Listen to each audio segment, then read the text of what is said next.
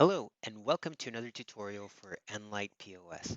Today we're going to be looking specifically at the customer search. This is an action that your employees will be doing repeatedly throughout the day as customers walk into the store, so it's important that they have a good command on it. So to start, what we're going to do, we're at the main menu screen right now. We're going to click on Customer Walk-in. It's going to ask me for my employee PIN, and here we are at the customer search.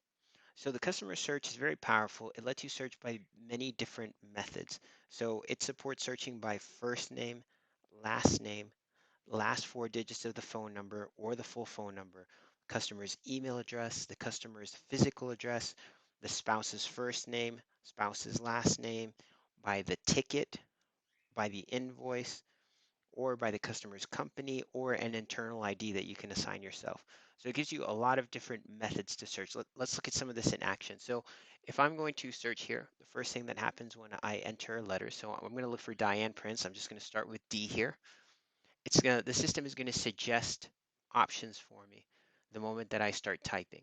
So as I type, the system is going to narrow it down. When the system finds out who I'm looking for, it's going to take me right into that record. So if I type Diane, we're down to two Dianes, and at this point I can click on either one of these, or if you have a touch screen, you can touch either one of these. But if I enter the first letter of the last name, the system knows which one I'm looking at, and it takes me right in. So now we're at Diane Prince. So let's go back. Let's do this again. So another way that you could search for this customer, popular way, would be by last name first. So the customer comes in, you say last name, they tell you Prince. In this case, we have two Princes. When the customer gives you, say for example, the customer's last name is Smith and you get, I don't know, you get a bunch of Smiths, but you don't get the one that you're looking for. When the customer gives you their first name, you don't want to add a comma to separate the last name and the first name. You just want to put in the next first name. So if I'm talking to Diane Prince, she's in front of me, she says her first name is Diane, I'm just going to hit space and Diane. System's going to know it right away. As soon as I hit D, system knew that I was looking at Diane, takes me right into the record. So very important because this is a gotcha for some people. Don't put in the comma. So if I do Prince and I've got my two Princes showing up, the moment I put in that comma, none of the names in the system have the comma, so I don't get any results. So again, we just want to hit space, we want to hit D, and we're in Diane Prince. So let's talk about a few more things. If I want to search by the ticket, so as we said, the system will search by the last four digits of the phone number. We can do that really fast. The last four digits of her phone number are 8888. So if I do that, 8888, system knows, takes me right into the record. Okay, the last four digits is the fastest way to search. You can enter the full phone number. I don't recommend it. It's a little bit slower. It's more uh, data for the employee to manage and key in. It's just faster to get the last four digits. Most of the time, that's more than enough to find the customer that you're looking for. Okay, if I'm searching for a ticket, so Diane walks into the store and she hands me a ticket and it says 61, I can scan that ticket. If you have a scanner connected, you just scan it, it's going to put it into the search, take you right into the customer record. If I don't have my scanner, this one requires a special character. So if I'm going to search for a ticket, I'm going to put in the hashtag or the pound sign and then that ticket number. So if I'm looking at ticket 61, there it is, Diane Prince. I go right into the customer record. Okay, let's go back. If I have a customer invoice, this is the document that's internal to the store. These have the dashes after it, so it's the ticket number -1, -2, -3, depending on how your store is configured. If I'm searching for those, I don't need a special character. All I need to do is enter my invoice number. So in this case, it would be 61-1. The system right away knows who it belongs to, takes me right into the customer record. So ticket, we needed the hashtag in order for the system to know that we're searching for a ticket as opposed to a phone number or an address, something like that, something that involves numbers. The invoice number you can put right in. If I want to search for a company in the system, so you can have multiple customers tied to a company. If I want to search for that company, I use the asterisk, and then I can say, so right now it's returning some results because these are the only two customers in our test system that have a company tied to them. But let's say I wanted to do the Daily Planet, so I get Clark Kent. Right away, the system knows who it is, takes me right into that customer record. Okay, company is not the most efficient way to search because a company can have a lot of individuals, and that list is only returning 5 results right now, and we'll talk about that in a second. But it's not always the most efficient way to search, just because there can be many individuals tied to a company, and that could return a lot of records, and that's not super efficient because then you have to scroll through and find the one you like. It's slow. Okay, but it's something that the system does support. And then the last thing is the internal ID that the store can assign. Not everybody uses this. It's optional for those that do. You can group your customers however you like and give them an internal ID if it's an individual ID, or you have a code for certain companies, or however you group your packages. There are a lot of different ways to use this code. It's a field that's there just for you. So if I want to search by that internal ID field, and you can see where that is at the time that you create a customer. There's a video for that as well.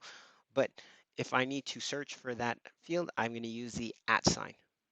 Again, these are only 2 customers that have that field designated, and I think they might have the same one. So if I start typing Justice League, yeah, both of them have the same field, right? Clark Kent, Diane Prince, both in the Justice League. I select which one I need, but this is a good example of something that could happen with companies, right? There are multiple individuals that have the same ID, the same way that multiple individuals could have the same company name. So it's going to return a result set rather than one result that the system automatically knows you're searching for. But again, I would just touch or click here and it takes me right in. Okay, so those are the different ways that we could search. Again, a lot of different ways supported. Everyone loves it when they hear about it. They say, "Oh, that's so great that you can search by all these different ways." But let's look at some of the gotchas with this. Something that happens in practice. For example, if I search for Jeff, you see now I did get a Jeff. I got Jeff Nippard, and maybe that's the one I'm looking for. But I also got Clark Kent and Diane Prince. And why is that? So the system is also searching for all these fields that I mentioned at the same time. In this case, I purposely put in Jeff into the address for Diane. So Diane is at like 1 Jefferson Lane, and Clark Kent is at 12 Jeffy Way or something like that. But the point is that this string, Jeff, is in the address. So if you leave all these search fields enabled, the system is going to use them. And that means that sometimes you're going to get results that you weren't expecting because you're searching for name, but the system also found that name in the address. So everyone loves that this is very powerful, but at the same time, you have to think about how your business operates and the search fields that you actually use. We can disable the ones that you don't use. So if you never search by address or you never search by email, you let your support team know at the time that they're configuring your store, or later on if you need to send a support ticket and let them know, hey, I don't need to search by email, I don't need to search by address, I don't need to search by spouse name or spouse last name. And what we'll do is we'll just deactivate those fields so that they don't get in your way. So that when you search by Jeff, if you only search by last name, first name, and phone number, if you search Jeff, you'll only get back people with Jeff in the name. And that's easier for some stores. Some stores prefer to have all the fields being searched at once. It's really up to you, but this is something that can happen. So if you don't let support know that you need to disable some of these fields, sometimes you are going to get strange results. By default, this menu, these automatic search suggestions that it shows you, they're configured by default to show 5 records. Okay, we can increase this this result set. So normally we don't like to increase it over 10, because if you're searching for a term and you're getting more than 10 results back, that term is probably not specific enough. You probably need to add more criteria. So in this case, I'm only looking at the letter D, and it gave me 5 customers that have the letter D in all the search fields that I have. So clearly this is not a specific enough search term. I need to add more criteria so that I narrow down that result set.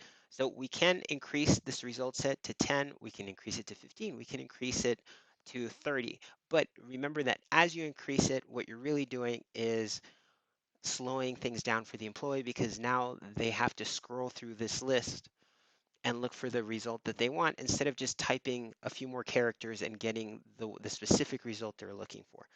But again, we can increase the result set for you. The last thing I want to discuss is these auto suggestions and latency.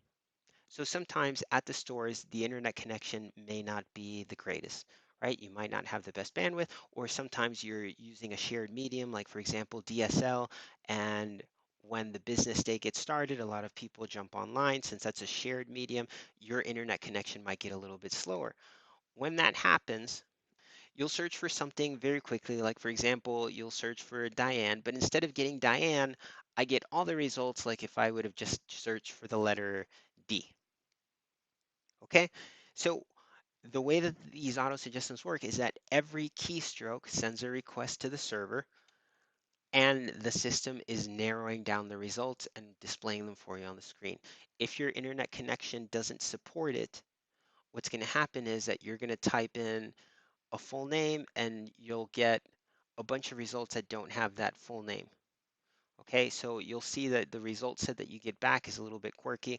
It's not a problem. What we do is we just disable these auto suggestions, and then what happens is you'll type in your full search string. So you'll type in Diane, you'll press enter, that'll go to the server, and the system will send back the result set for the full search string that you added. Okay, so again, if you notice that happening in your system, just let support know. We can take a quick look at it, we'll make this adjustment, and everything will work perfectly normal again. So those are some of the things that I wanted to discuss with the customer search. We talked about all the different ways that you can search for customers.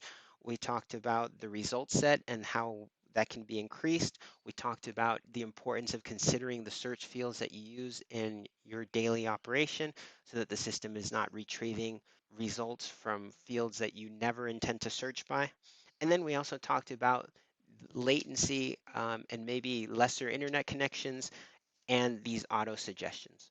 So that's it for the customer search. If you have any questions, don't hesitate to contact your support team. Hopefully this video helped, and we'll see you on the next one. Thank you so much.